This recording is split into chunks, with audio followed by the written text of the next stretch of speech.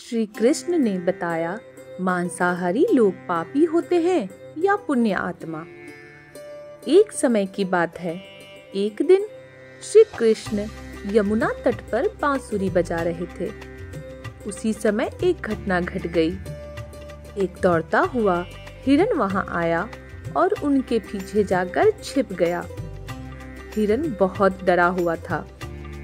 तब श्री कृष्ण ने उसके सिर को सहलाते हुए पूछा, क्या बात है?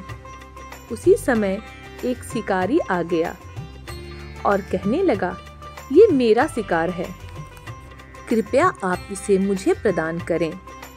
तभी श्री कृष्ण ने कहा, हर जीवित प्राणी संसार में है। सबसे पहले खुद का अधिकार होता है, न कि किसी और का। ये बात सुनकर शिकारी को क्रोध आ गया। शिकारी ने कहा, तुम मुझे ज्ञान की बातें मत पढ़ाओ। मैं इतना जानता हूँ, ये मेरा शिकार है, इस पर मेरा अधिकार है। मैं इसे मारकर खाना चाहता हूँ, अर्थात ये मेरा भोजन है। भगवान श्री कृष्ण कहते हैं, किसी भी जीव को मारकर खाना पाप है। क्या तुम पाप के भागीदार बनना चाहते हो? मांसाहार पुण्य है या पाप है, यह तुम नहीं जानते। शिकारी बोला, मैं आपके जैसा ज्ञानी नहीं हूँ, मैं क्या जानूं मांसाहार। मैं तो बस इतना जानता हूँ कि अगर मैं शिकार नहीं किया तो मुझे खाना नहीं मिलेगा। मैं भी तो इस जीव का जीवन मुक्त कर रहा हूँ और मैं भी तो पुण्य का कार्य कर रहा हूँ। फिर आप मुझे ये पुण्य का कार्य करने से मना कर रहे हैं। जहाँ तक मैंने सुना है, राजा महाराजाएं भी शिकार किया करते थे। शास्त्र में ये बताया गया है। मेरे हिसाब से तो पुण्य है। क्या मुझ गरीब का शिकार करना सही नहीं है? क्या निर्धन व्यक्ति के लिए ये पाप है? मुझे आप ही बताइए, मांस खाना पाप है या पुण्य है? मांसाहारी लोग पापी होते हैं या पुण्य आत्मा होते हैं? शिकारी की बातें सुनकर भगवान श्री कृष्ण ने कहा, इसकी बुद्धि भ्रष्ट हो गई है। मांस खाने के कारण सोचने समझने की शक्ति नहीं है। भगवान श्री कृष्ण ने कहा, ध्यान से सुनो, मैं तुम्हें एक कहानी सुनाता हूँ, फिर खुद ही तय करना कि मांस खाना पाप है या पुण्य है। मांसाहारी लोग पापी होते हैं या पुण्य आत्मा होते हैं? शिकारी सोचने लगा, आखिर मैं इस कहानी को सुन ही लेता हूँ, मेरा मनोरंजन भी हो जाएगा और मुझे मांस भी मिल जाएगा। भगवान श्री कृष्ण कहते हैं, एक राजा के राज्य में एक बार अकाल की वजह से उत्पादन कम हो गया। प्रजा में भूखमरी छा गई और राजा को चिंता होने लगी कि समस्या का निदान कैसे होगा। उन्होंने मंत्रियों को बुलाया। मंत्रियों ने बताया, राज्य का धन कोष खाली हो चुका है। ऐसे में संग्रहित धन खत्म हो जाएगा। सलाहकारों से धन के बारे में पूछा जाने लगा और प्रस्ताव रखा गया। धन को उगाने के लिए श्रम करना पड़ता है और काफी समय लग जाता है। ऐसे में कुछ भी सस्ता नहीं हो सकता।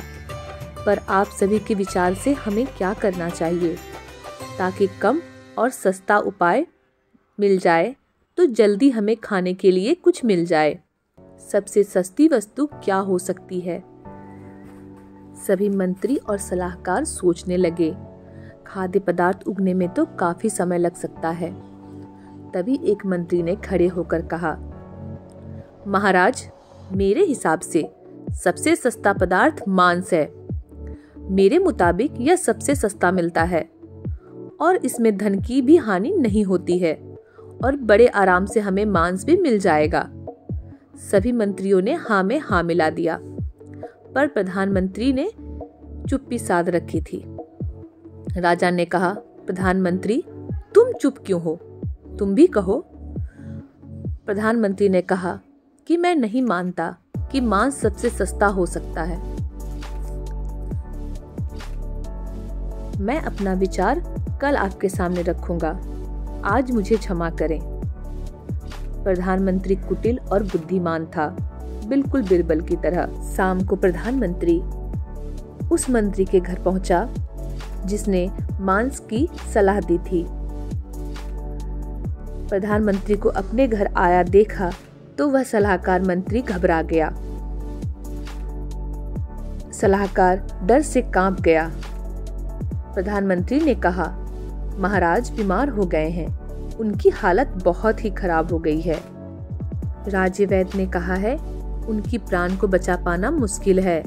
राजवैद्य की आज्ञा से तुम्हारे पास आया हूँ।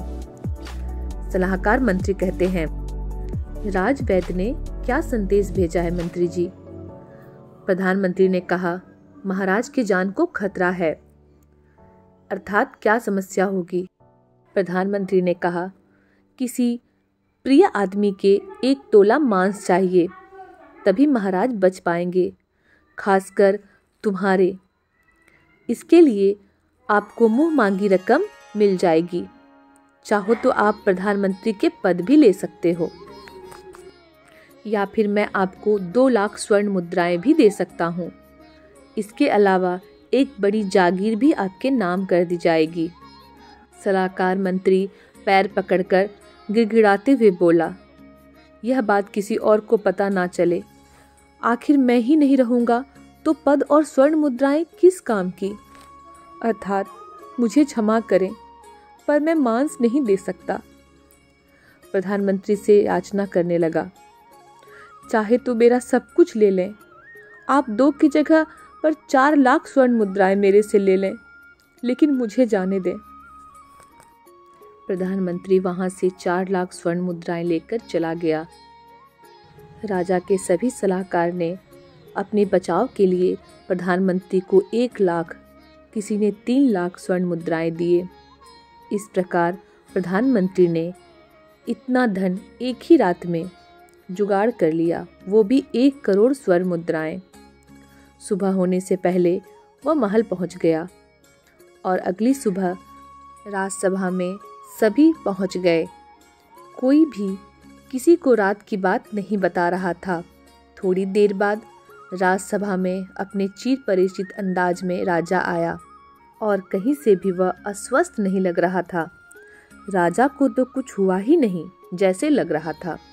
सभी मंत्रीगण सोचने लगे, वास्तव में प्रधानमंत्री ने उसे झूठ बोला था। सभी के मन में यह विचार चल रहा था। तभी प्रधानमंत्री ने राजा के समक्ष 1 करोड़ स्वर्ण मुद्राएं लाकर रख दी। राजा ने कहा, कहाँ से लाए हो इतनी स्वर्ण मुद्राएं? प्रधानमंत्री ने जवाब दिया, महाराज, अपनी जान बचाने के लिए मांस तो नहीं मिला, यह मुद्रा है। अब आप ही बताइए कि मांस सस्ता है या महंगा? राजा को बात समझ आ गई।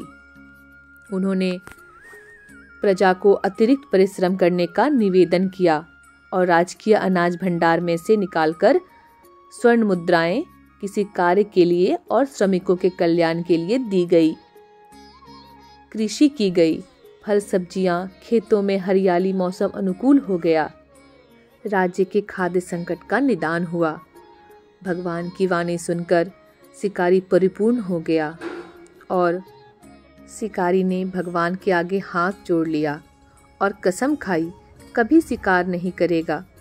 शिकारी को समझ में आ गया था कि महानता तो तभी है जब हम किसी को जीवन देते हैं, जीवन लेने में महानता नहीं है। अब श्री कृष्ण ने उनसे कहा कि अब तुम ही बताओ कि मांसाहारी लोग पापी होते हैं या पुण्यात्मा होते हैं। शिकारी ने हाथ जोड़कर कहा कि मांसाहार करना जीवन में सबसे बड़ा पाप है और जो मांसाहार करते हैं वो लोग पापी होते हैं।